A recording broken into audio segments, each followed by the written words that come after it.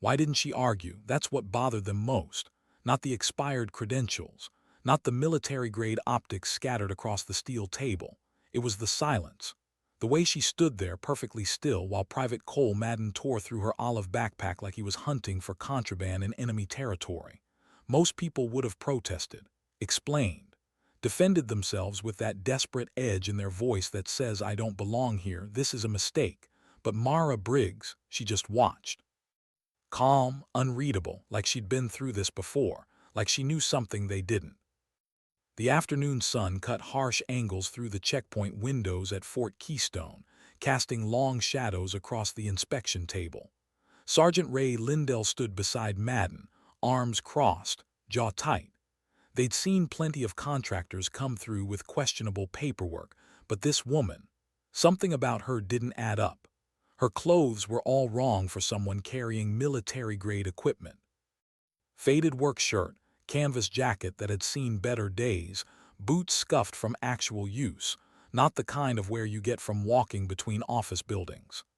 Hair pulled back in a simple tie, no makeup, no jewelry, no care for appearance. She looked like someone who'd learned to disappear in plain sight.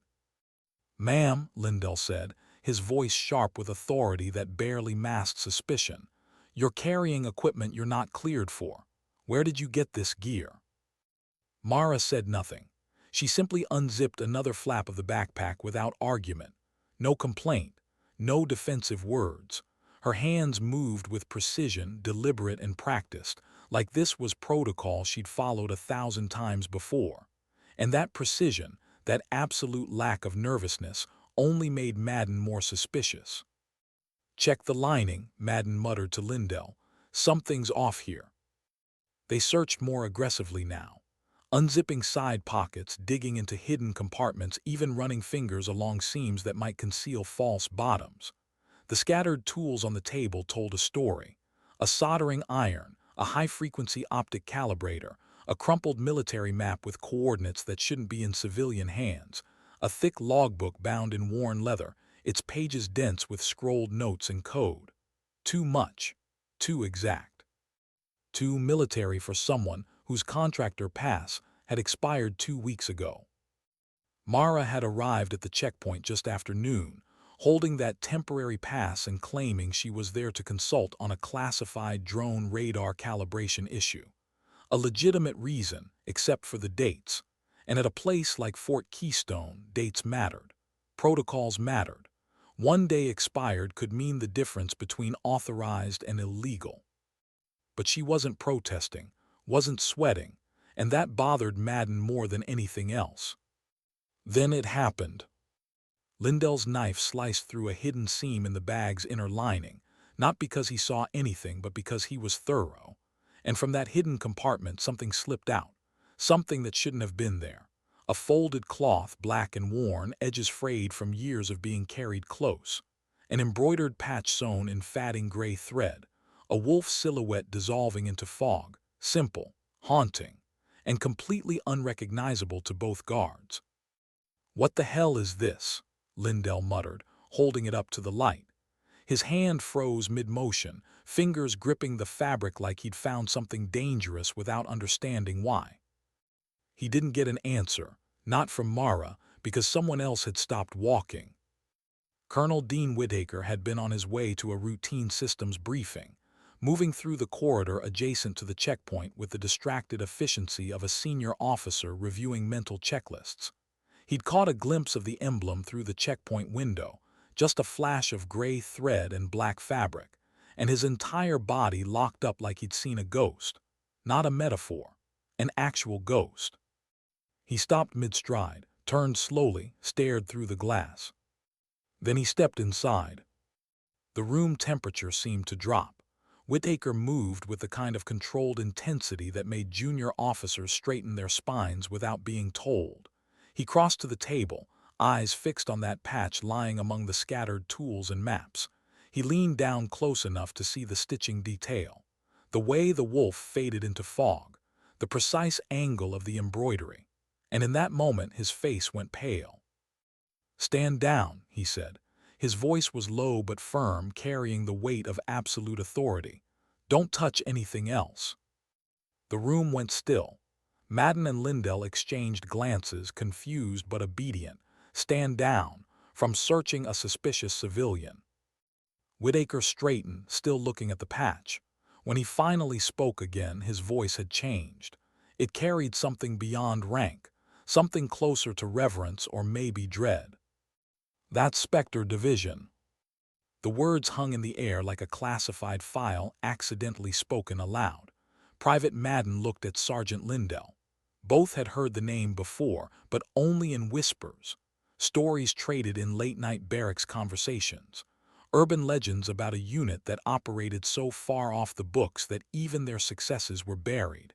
A unit that wasn't supposed to exist anymore. Not even in old databases. Not even in the kind of classified archives that required 3 levels of clearance just to know existed. And yet here was their patch, real, physical, worn from being carried. Mara didn't flinch, didn't smile, didn't correct them or offer explanations. She just stood there, back straight, eyes forward, like someone who'd been erased from every official record but never forgotten by the people who mattered. Like someone who knew exactly how much her silence was worth. At that moment, everything shifted. This wasn't just a woman with expired identification. This wasn't a confused contractor who'd overstayed her clearance. This was someone who used to build the systems they barely understood. Someone who'd operated in shadows so deep that coming back into the light meant risking everything. And for some reason they didn't understand yet, she was back. Whitaker's jaw tightened. He looked from the patch to Mara, studying her face like he was trying to place a memory from another lifetime. Then he made a decision. "Private Madden, Sergeant Lindell, you're dismissed. Return to your regular duties. This matter is now classified above your clearance level." "Sir," Madden started. "Dismissed." Whitaker's tone left no room for questions. The 2 guards left reluctantly, throwing confused glances back at the woman who'd somehow transformed from suspicious civilian to classified matter in the span of 5 minutes. The heavy door closed behind them, and their muffled voices carried through the walls as they tried to make sense of what they'd just witnessed. Inside, Whitaker and Mara stood in silence, not the uncomfortable kind. The kind that happens between people who have both lived through things they can't talk about. Finally, Whitaker spoke. "How many of you are left?" Mara's answer came steady, emotionless. "That depends on what you mean by left." He nodded slowly, understanding the weight behind those words. Some people survived a mission. Others just kept breathing afterward. There was a difference. "You were declared KIA," he said quietly. Not an accusation. A statement of fact that carried the weight of a funeral service he might have attended. "Darren Province, 2011. You and your whole team. I read the report myself." "That's what the records say." "But you're here." "Some of us made it out." Her voice didn't waver, didn't carry anger or bitterness, just truth delivered with the clinical precision of someone who'd learned to separate emotion from survival. "We weren't supposed to exist after that, so we didn't." Whitaker watched her carefully. This was the part where most people would offer details, justifications, a story about why they'd stayed hidden for over a decade, but Mara offered nothing. She understood that in their world, explanations were a luxury. Either you understood or you didn't. "Why are you here now?" he asked. Instead of answering, Mara reached into her backpack, slowly so Whitaker could see her hands, and pulled out a different item. Not a weapon, not credentials, a logbook. Weathered handbound, the kind of field log that belonged in a museum about intelligence operations from another era. She placed it on the table between them. "Because someone's exploiting your systems," she said, "and I'm the only one who knows how." Whitaker stared at the logbook. He wanted to believe her, but belief required trust and trust required proof. And ghosts, even well-intentioned ones, rarely came without complications. What he didn't know yet, what none of them could have known in that moment, was that Mara Briggs had been watching Fort Keystone's drone network for 3 months, tracking anomalies, documenting interference patterns, building a case in that handwritten logbook because digital records could be traced, hacked, or disappeared. Paper was permanent. And what she discovered terrified her, because the attack patterns weren't random. They were familiar, built on techniques she'd helped develop, which meant someone else from Spectre Division had survived. And unlike Mara, they hadn't chosen to disappear quietly. They'd chosen something else entirely. The office was smaller than she remembered, or maybe she'd just grown used to wide-open spaces where walls didn't trap you, where exit routes were always visible. Mara sat across from Colonel Whitaker in the dim checkpoint interior office, the heavy door muffling the whispers of confused guards outside. Between them on the desk lay her logbook, still closed. She could feel his eyes on it, the weight of questions he hadn't asked yet. But there was something else in his expression, recognition. "I was there," Whitaker said suddenly, not looking at her, looking past her at a memory that had clearly never left him. "Darren Province, when your unit extracted those soldiers under siege, I was one of them." Mara went still, not visibly, internally, the kind of stillness that comes from realizing the threads of the past haven't broken, they've just been buried under years of silence. "You were the captain pinned down in the communications bunker," she said quietly. Not a question. "Lieutenant back then, before the promotion." He met her eyes now. "Your team held that perimeter for 6 hours while we got 47 men out. Echo 7, that was your call sign. You stayed on comms the entire time, rerouting enemy signals, jamming their coordination. We shouldn't have made it out alive. But you did. Because of you."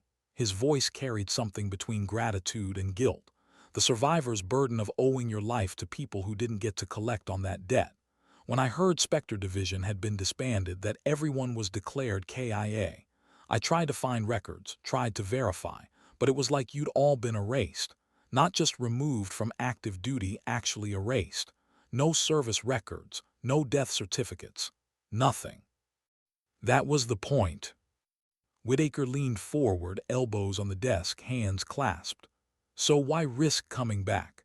After all this time keeping yourself buried, why surface now?" Mara opened the logbook, slowly, deliberately. Inside, pages of encrypted notes, radio patterns, timestamp spectrograms, and drone interference sketches revealed themselves. Some entries were weeks old. Others looked recent, drawn with the shaky precision of someone working by flashlight in the middle of the night. She turned to a specific page and slid it toward Whitaker.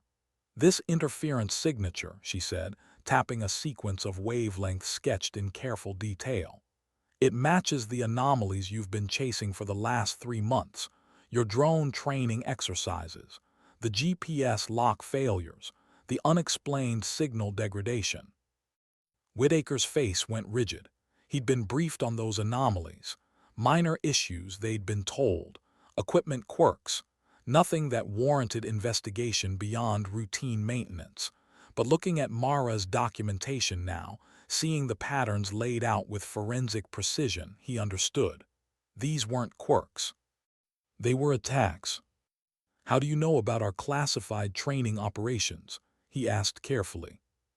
"Because someone's broadcasting a backdoor signal into your drone network." Her voice didn't rise, didn't need to. The words carried their own weight. "It's not equipment failure, Colonel. It's deliberate.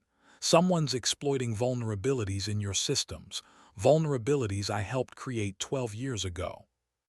The implication hit him like cold water. "Someone from your unit. Someone who knows exactly what I know, who was trained exactly like I was trained." Mara closed the logbook.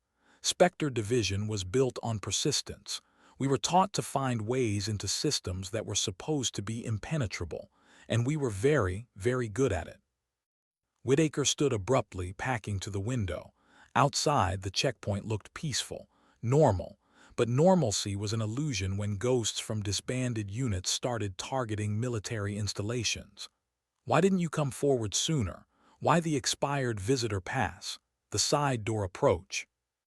For the first time, something flickered across Mara's face. Not quite emotion, more like the shadow of old wounds that never fully healed. Because last time I tried to help, she said quietly, they scrubbed my name from every database. Spectre Division doesn't exist. I don't exist. When you don't officially exist, Colonel, you learn very quickly that the system doesn't want your help. It wants your silence. Coming through official channels would have meant interrogation, detention, questions about things I swore never to discuss. I would have been locked down in bureaucratic processing while whoever's attacking your network continued their work. So you chose to trigger our security protocols instead. I chose to get inside the base the only way a ghost can, by being caught. The logic was perfect in its simplicity and completely insane. Only someone who'd lived in classified operations would understand that sometimes the fastest way to the right people was through the wrong channels. Whitaker turned back to face her. You're asking me to trust someone who doesn't exist, to believe a threat I can't verify from a source with no credentials. No, Colonel, Mara's voice was steady, absolute. I'm telling you what's happening to your base. Whether you believe me or not, whether you trust me or not, that's your decision. But the attacks will continue. They'll escalate. And eventually, instead of GPS drift and signal degradation, you're going to lose aircraft, or worse. Silence filled the room, the kind of silence that presses against your chest and demands decision. Whitaker studied her face. He didn't see a civilian, didn't see a suspicious contractor with expired paperwork. He saw someone who knew exactly what she was doing, someone who'd paid a price for trying to help before and was willing to pay it again. Someone who could have stayed vanished but chose to risk everything because the threat was real and her conscience wouldn't let her walk away. He made his choice. Wait here.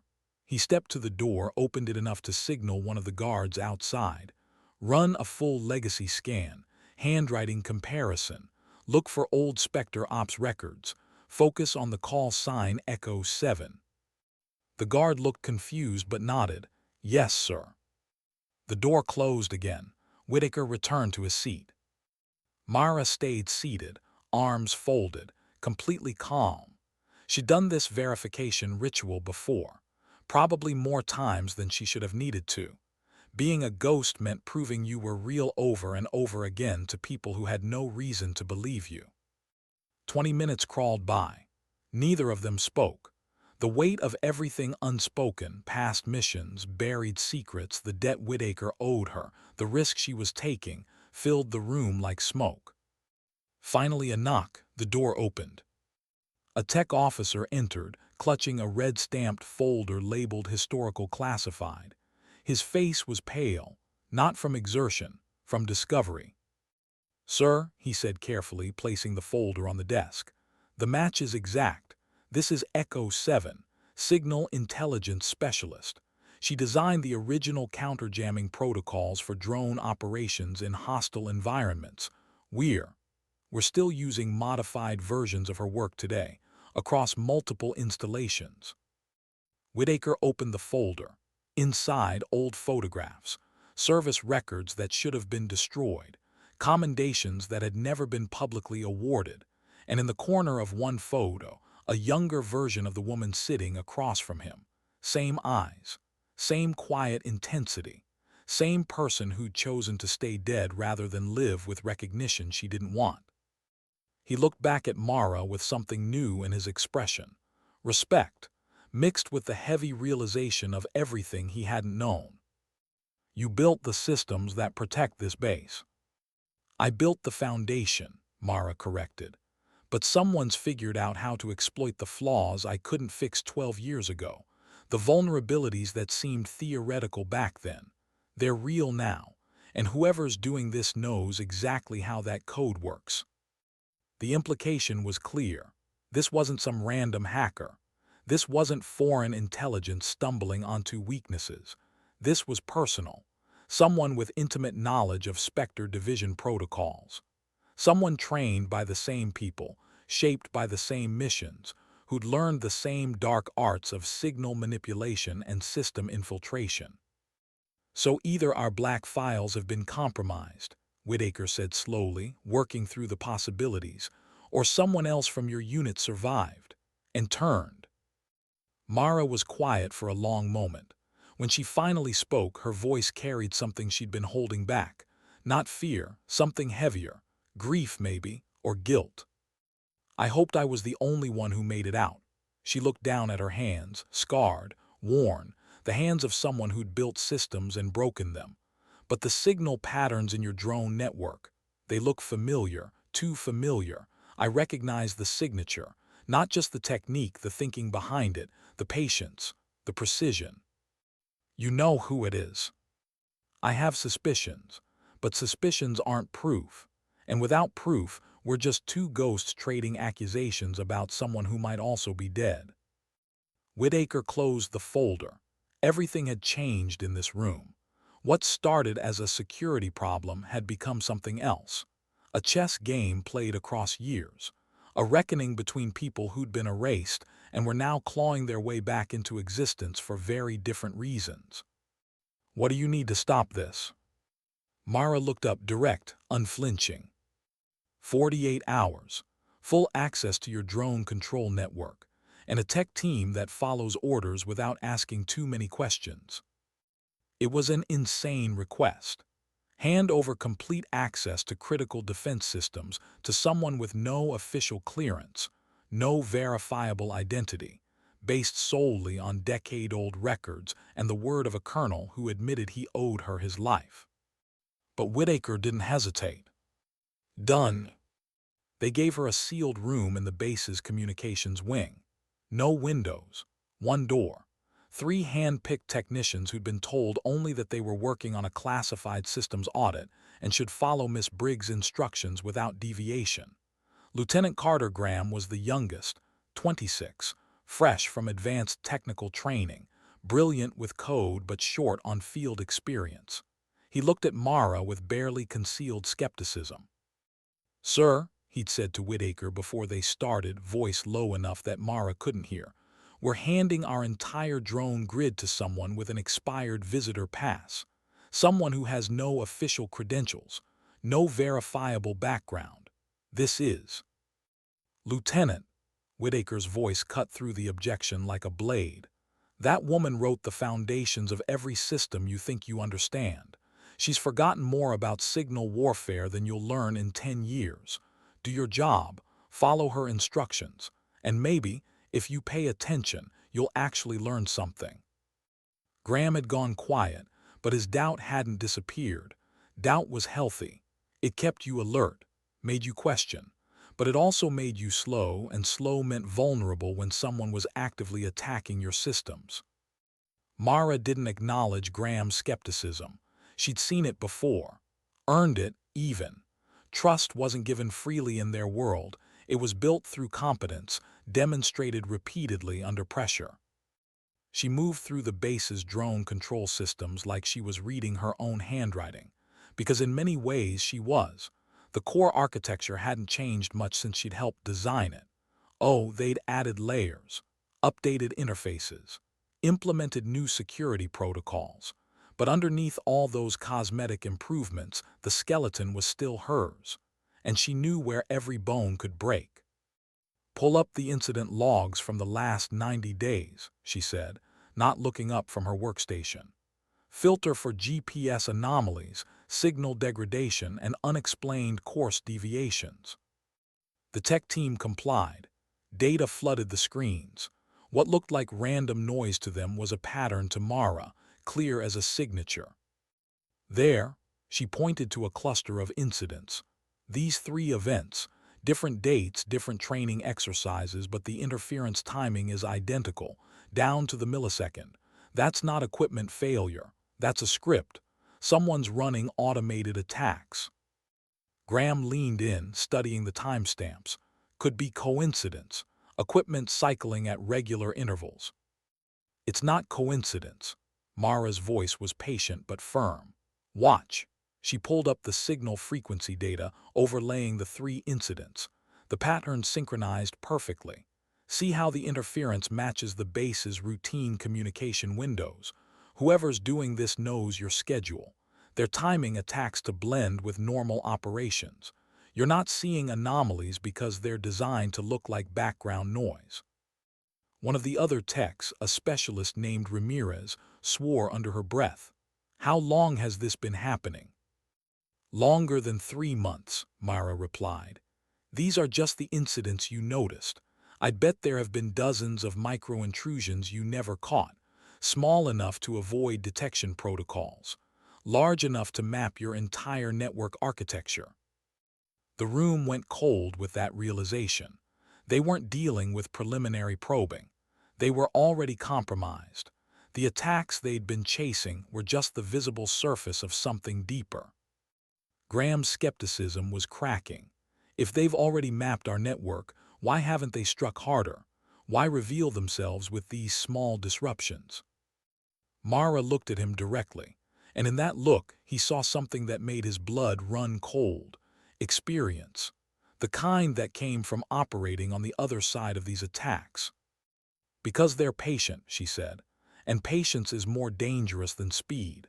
They're not trying to destroy your systems, they're trying to control them. The disruptions you've been seeing, those are tests, checking your response times, measuring your defensive capabilities, learning how you adapt. When they finally attack for real, you won't even know it's happening until it's too late.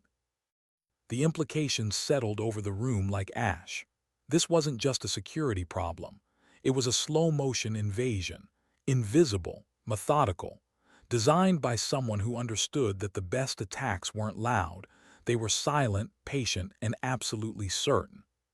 So how do we stop it? Ramirez asked. Mara turned back to her workstation. We don't stop it, we redirect it. For the next 6 hours, the tech team watched Mara work. She didn't just understand the systems. She moved through them like they were extensions of her own nervous system, rerouting encrypted fallback protocols, reprogramming signal partitions, installing invisible counter-access filters that wouldn't trigger detection but would trace any intrusion attempt back to its source. It was like watching someone perform surgery on their own creation, precise, intimate, unsettling in its efficiency. Graham stopped asking questions around hour 4, stopped doubting around hour 5. By hour 6, he was simply watching in something close to awe. She's not fixing it, sir, he whispered to Whitaker later when the colonel stopped by to check progress. She wrote it, all of it, everything we've been running, it's her architecture. She's just updating her own work. Whitaker nodded slowly. I know. How is she not in any of our records? How is someone this talented just gone? Because she chose to be. Whitaker looked through the window at Mara, hunched over her workstation, lost in code and concentration. Some people fight for recognition. She fought to keep her unit from being erased. And when that failed, she erased herself rather than compromise what they'd done. That's not someone you find in records, Lieutenant. That's someone you find when you need them most. By day 2, rumors had spread across Fort Keystone like wildfire. That woman from the checkpoint, she's not a contractor, she's something else. Former special operations, black ops, the kind of person you don't look at directly because even acknowledging them might be classified. Spectre Division, wasn't that just a myth? But myths don't rewrite drone defense protocols in real time. Myths don't stay up for 40 hours straight, surviving on coffee and precision, because stopping means giving the attacker time to notice the defenses changing. Mara barely slept. When she did, it was in 20-minute intervals, head on her arms at the workstation, while the system ran diagnostic cycles she'd programmed. Graham and his team worked in shifts, trying to keep up. They couldn't. She was operating on a different level. Muscle memory from years of classified operations where a single mistake meant mission failure or death. How do you do this? Ramirez asked quietly during one of those rare moments when Mara paused. Stay so focused for so long. Mara didn't look up from her screen. You learn when you're operating in enemy territory that exhaustion is just another variable to manage. You can sleep when you're extracted. While you're active, you stay sharp, because people are counting on you to get them home. But you're not in enemy territory now. You're safe. Am I? Mara finally looked at her, not with hostility, with truth.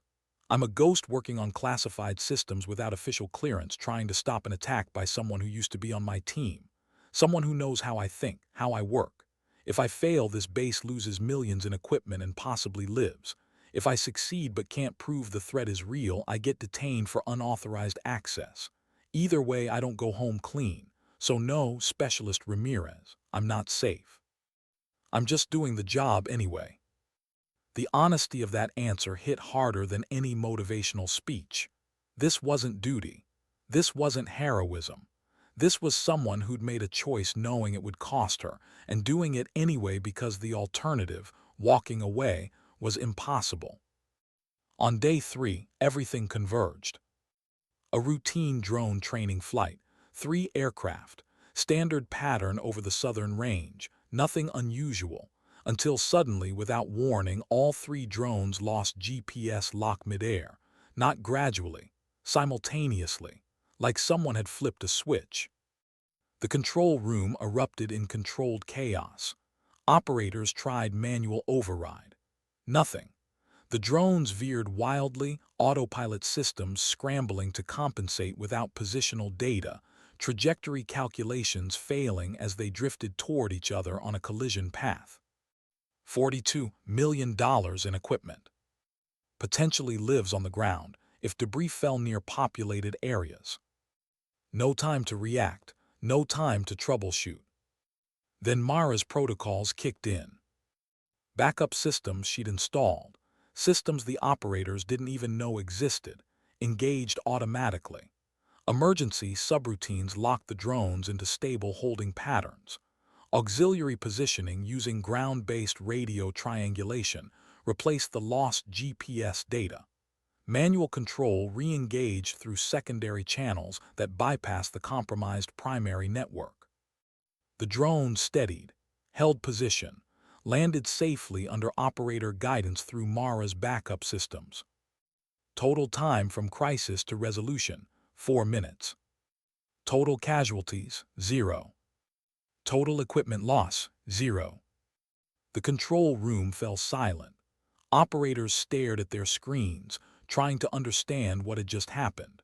How systems they didn't program had saved them from disaster. How backup protocols they'd never heard of had executed flawlessly under pressure. Then someone noticed. The woman standing in the back corner of the control room, quiet, unassuming, watching the screens with the expression of someone who'd just seen exactly what she expected to see. Mara Briggs, the ghost from the checkpoint. She hadn't just fixed their systems, she'd saved the base. And she hadn't said a word about it, hadn't drawn attention, hadn't claimed credit. She'd simply stood there, watching her work perform exactly as designed, and when it was over, she'd turned to leave. "Miss Briggs." She stopped, turned. Lieutenant Graham stood there, his earlier skepticism completely gone. "Thank you," he said quietly, "for everything." Mara gave the smallest nod. Then she walked out, leaving behind a control room full of people who were just beginning to understand what kind of person had been working among them. Someone who didn't need recognition to do vital work. Someone who preferred to move through checkpoints in silence, carrying worn notebooks and outdated credentials, because real protection didn't need spotlights. Sometimes the most important people are the ones who stay invisible, the ones who build systems others take for granted, the ones who return from the dead not for thanks, but because the job wasn't finished. And sometimes, just sometimes, dignity doesn't announce itself. It simply acts, then walks away before anyone can say thank you properly. Colonel Whitaker called the emergency briefing for 1900 hours that night. All senior officers at Fort Keystone were required to attend. No exceptions. The war room filled quickly. Majors, lieutenant colonels, captains with enough field experience to know that emergency briefings without advance agenda meant something serious had happened. The murmur of speculation died when Whitaker entered. He looked tired, the kind of tired that comes from carrying classified information that weighs more than physical exhaustion ever could. He stepped to the front of the room, the overhead lights casting sharp shadows across his face, and waited until every eye was on him. 3 days ago, he began, voice firm and controlled, we nearly lost 3 aircraft, a complete GPS failure during routine training operations, simultaneous loss across all 3 drones, no warning, no indication of system malfunction. What we thought was catastrophic equipment failure was actually sabotage, deliberate, precise, executed using techniques specifically designed to exploit vulnerabilities in our own defense systems. The room went rigid. Sabotage wasn't just a security problem, it was an act of war. Thanks to emergency protocols installed by a civilian consultant, Whitaker continued, this base not only avoided disaster, but now has the most advanced drone defense infrastructure in the military. Protocols that have already been requested by 3 other installations for implementation. A ripple of confusion moved through the assembled officers. Civilian consultant, installing emergency protocols. How had they not been briefed on this? One of the majors in the front row, Harrison, a logistics officer with 2 decades of service, raised his hand. Sir, I don't mean to question the briefing, but how can a civilian consultant have access to classified defense systems? Shouldn't this have gone through proper channels? Congressional oversight, Defense Department authorization. Valid questions, dangerous questions, the kind that could derail everything if not handled correctly. Whitaker gestured toward the back of the room. Because the consultant in question isn't just any civilian. Stand, please. Heads turned, and there, standing against the back wall in her plain field jacket, arms loose at her sides, expression completely neutral, Mara Briggs. She looked exactly like what she was, someone who didn't belong in rooms like this, someone whose service had been so classified that even her presence created security paradoxes, someone who'd been erased so thoroughly that her mere existence contradicted official records. This is Echo 7, Whitaker said clearly, formerly of Spectre Division. The name hit like a physical impact. Spectre Division. Officers exchanged glances. Some looked confused, others looked shocked. A few looked skeptical, but several, the ones with enough years and clearance to have heard the stories, looked at Mara with something approaching disbelief. Major Harrison spoke again, carefully. Sir, with respect, Spectre Division was decommissioned over a decade ago. The entire unit was declared KIA. How can we verify this woman's credentials without official records, without proper documentation? Reasonable doubt, professional skepticism, exactly what you'd expect from senior officers trained to question extraordinary claims. But Whitaker had expected this, had prepared for it, because some truths were too classified for documents. Without a word, he reached under the podium and pulled out a folder, red seal, already broken, the kind of classified file that required multiple signatures just to transport. He held it up so everyone could see the markings. Because I was there, Whitaker said quietly.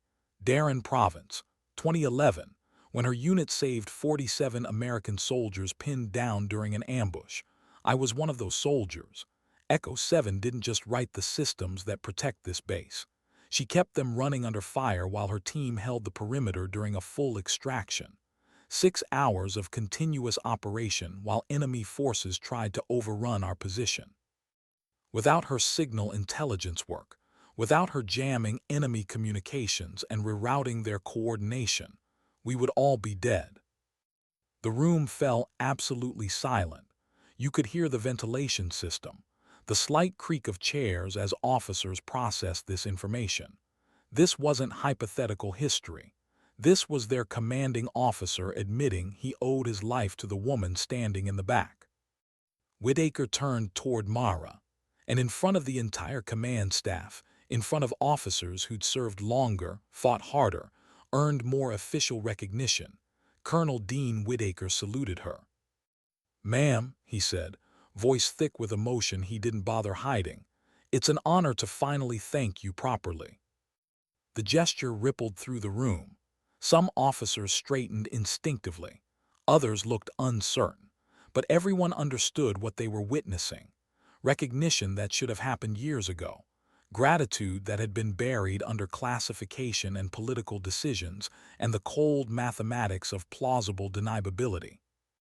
Everyone waited for her to respond, to accept the salute, to say something about sacrifice or duty or service, to give them the heroic speech that would make this moment complete. Myra said nothing.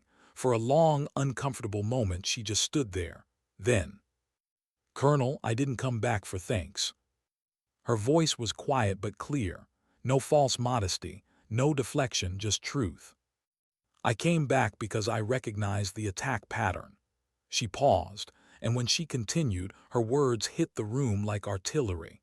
"Someone else from my unit is responsible for these intrusions." The silence shattered into barely suppressed shock. A few officers started speaking at once before Whitaker raised his hand for quiet. But the damage was done. The revelation hung in the air like smoke from a fire you couldn't see but knew was burning somewhere close. A rogue Spectre operative. No one had even considered the possibility.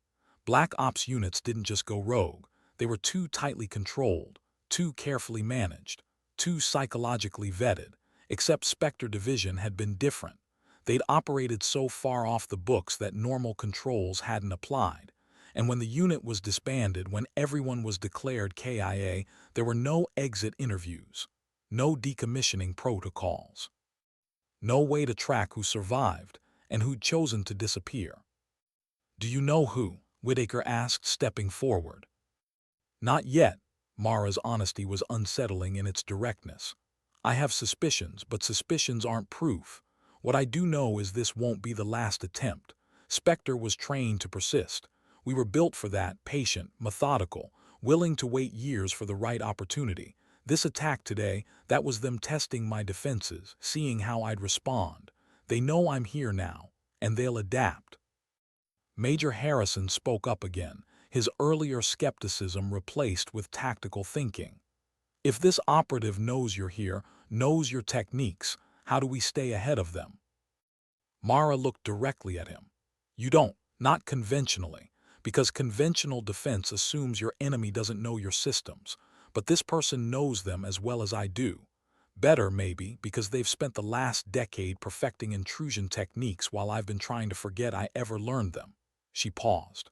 "The only advantage we have is that they don't know I'm willing to hunt them. They think I stayed buried. Now they'll realize I didn't." "What do you need?" another officer asked. "I need to work alone. No oversight, no reports, no committee decisions that take 3 weeks to implement. Give me clearance, give me access, and stay out of my way." It was the most unmilitary request possible. Everything about their structure ran on oversight, chain of command, documented decisions. What Mara was asking for was essentially carte blanche to operate as a one-person intelligence unit with no accountability. Whitaker didn't hesitate. "You'll have it, full clearance, permanent consultant status. Work however you need to work, but I want one thing from you." "What's that?" "Help us catch them, not just protect the base. Find whoever's doing this, because if they're targeting us, they'll target other installations. This needs to end." Mara was quiet for a moment. Everyone in the room watched her, waiting for agreement, for acceptance, for her to take on the role being offered, official recognition, permanent position, finally being acknowledged after years of erasure. Instead, she said, "I'll help you catch them, but I work alone. No rank, no title, and I don't want my name in any system. Some ghosts are better left that way." The room fell quiet again, not out of confusion this time, out of respect. Everyone present, seasoned officers hardened by deployments and command decisions, understood what kind of person refuses recognition, refuses reinstatement, refuses everything except the work itself. They understood what it meant to have someone who didn't need acknowledgement still fighting to protect them. Someone who'd been erased but came back anyway. Someone who could have stayed dead, stayed safe, but chose to risk everything because the mission mattered more than survival. Some people fight for medals, for promotion, for legacy. Mara Briggs fought to keep her unit from being erased, and when that failed, she fought to protect the systems they'd built, even if it meant staying a ghost forever.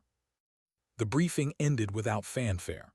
Officers filed out quietly, processing what they'd learned, but several stopped near where Mara stood, offering nods of respect.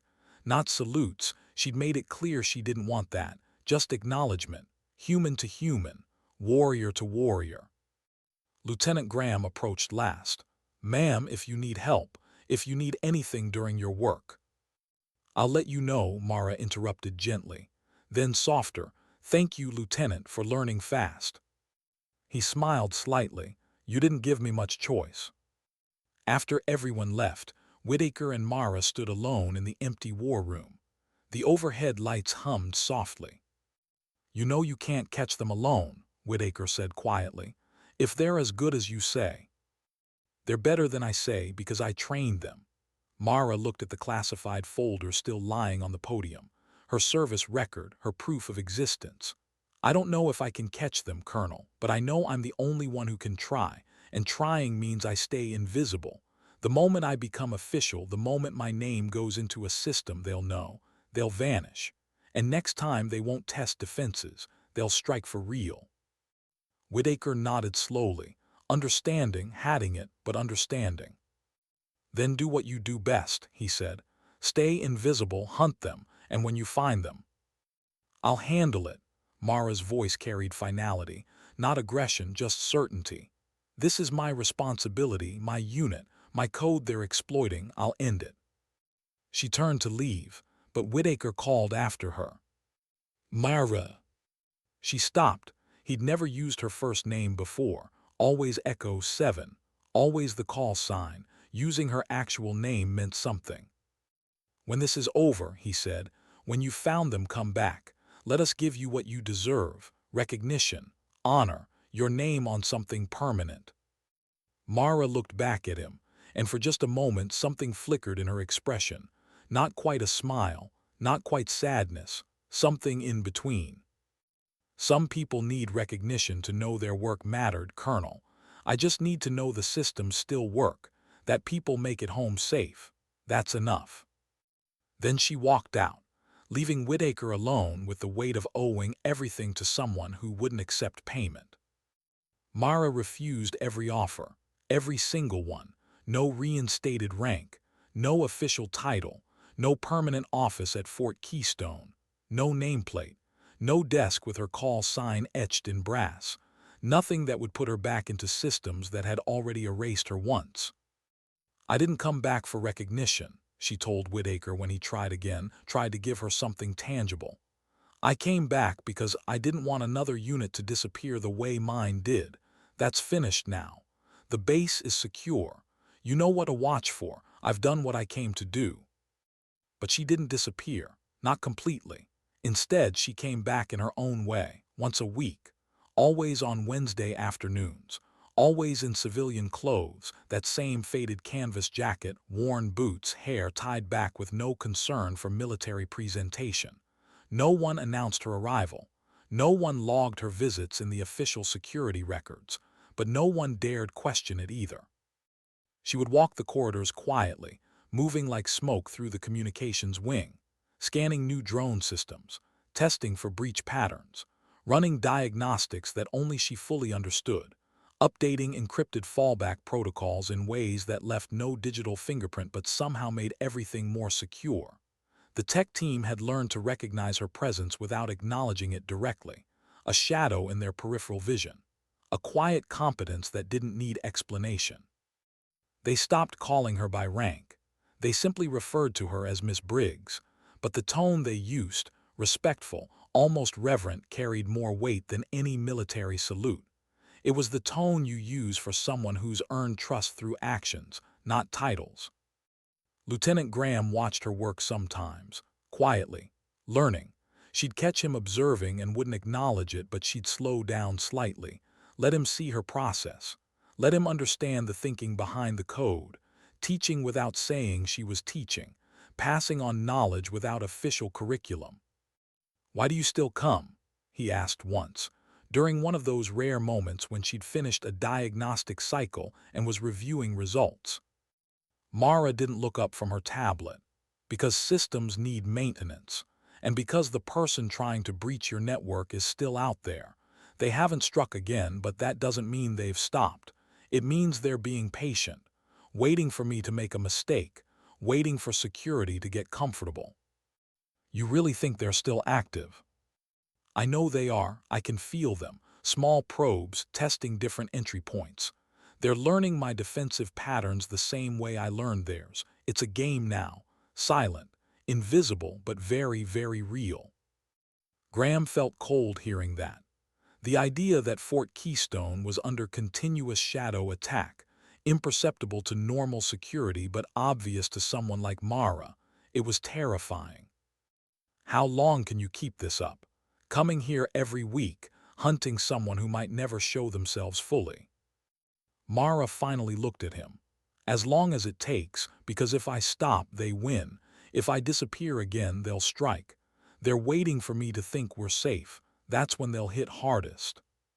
She went back to her work. Graham stayed for a moment longer, then left quietly.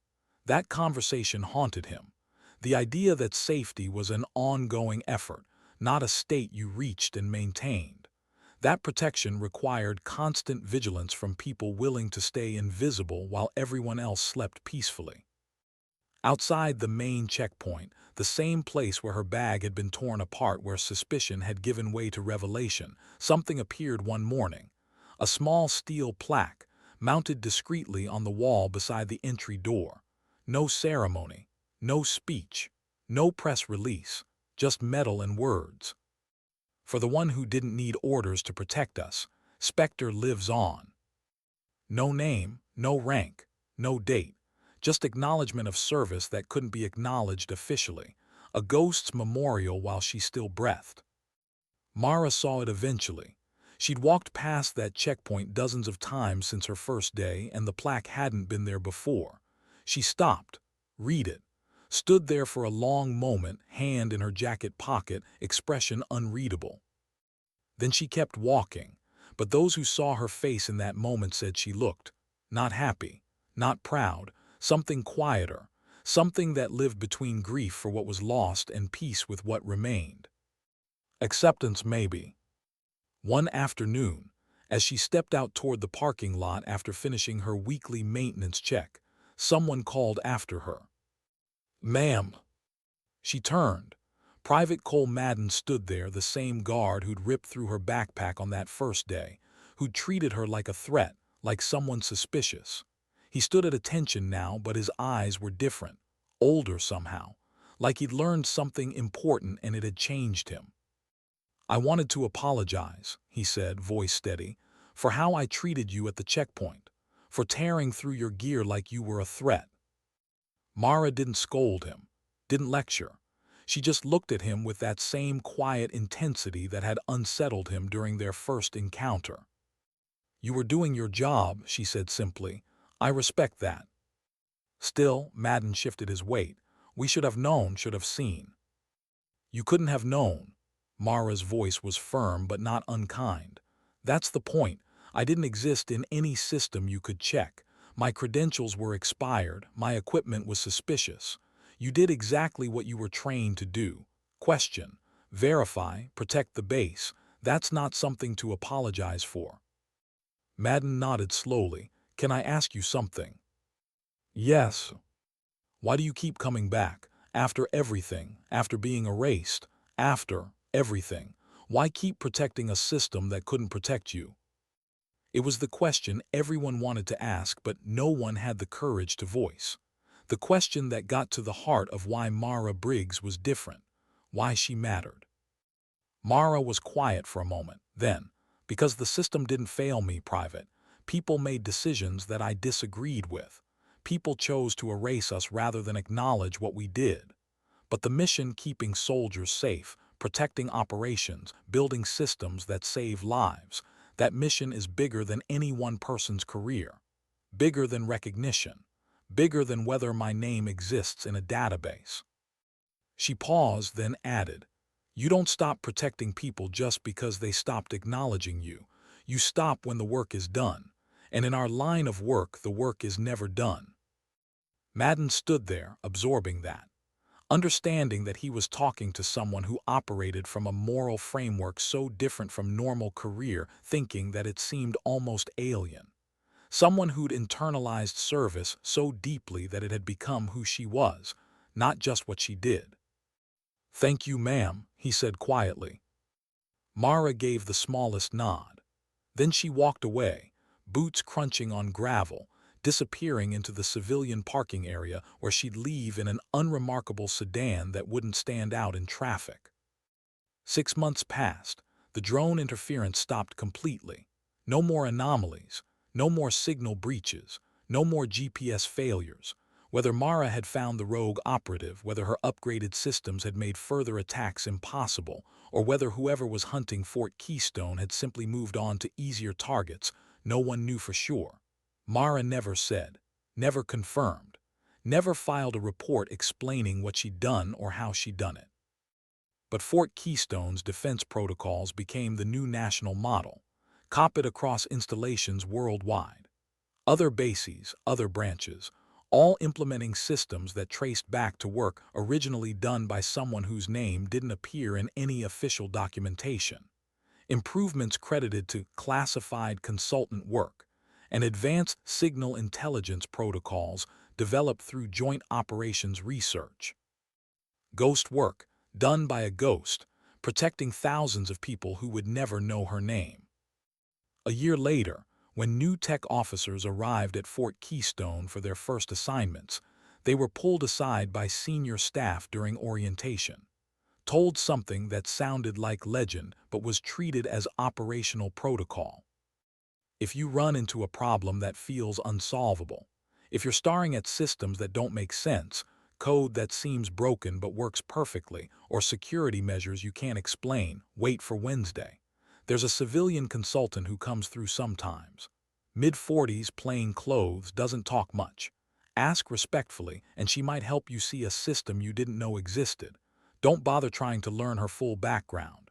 Don't ask too many questions. Just listen when she explains something, because what she's teaching you was probably classified when she first developed it. The warning became part of Fort Keystone culture, passed from one generation of officers to the next, a living legend maintained through whispered guidance and professional respect. Today, military cybersecurity across all branches still runs on methodologies created by someone who appears in no official roster. Protection built by a woman who chose to remain a ghost rather than reclaim recognition she never wanted. Systems that save lives every day, designed by someone whose greatest act of service was accepting erasure. Her name isn't carved into memorial walls, doesn't appear on commendation lists, won't be found in any database, no matter how deep you search. But her work, her code, her protocols, her thinking, protects thousands of people who will never know she existed. And that's exactly how she wanted it. Because real honor isn't loud, doesn't demand attention, doesn't need systems to validate it.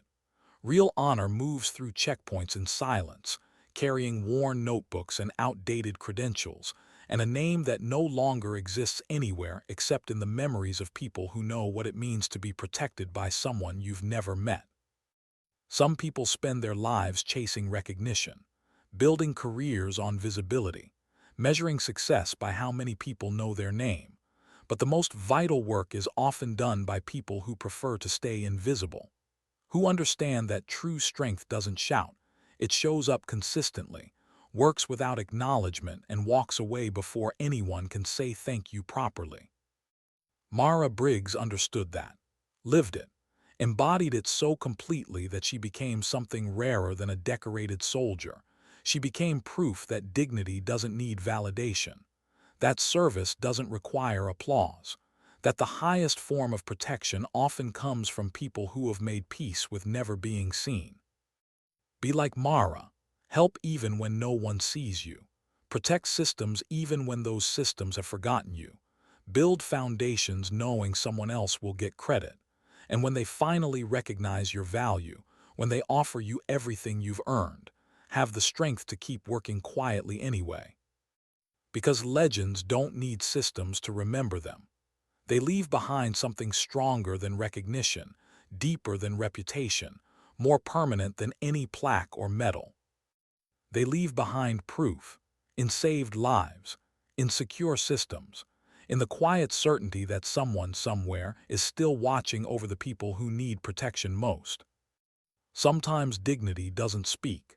It simply acts. Then it walks away into the afternoon sunlight, carrying everything that matters in a worn backpack, heading back to a life that exists in the spaces between official recognition and absolute necessity. That's not invisibility. That's legacy. The kind that lasts because it was never about being seen. It was always about what you leave behind when no one's watching. And what Mara left behind was simple: a base that sleeps safely, systems that work flawlessly, and the understanding, passed quietly from one generation to the next, that the most important people are often the ones whose names you'll never learn. Remember that, honor that, and when you have the chance to do vital work that no one will credit to you, do it anyway.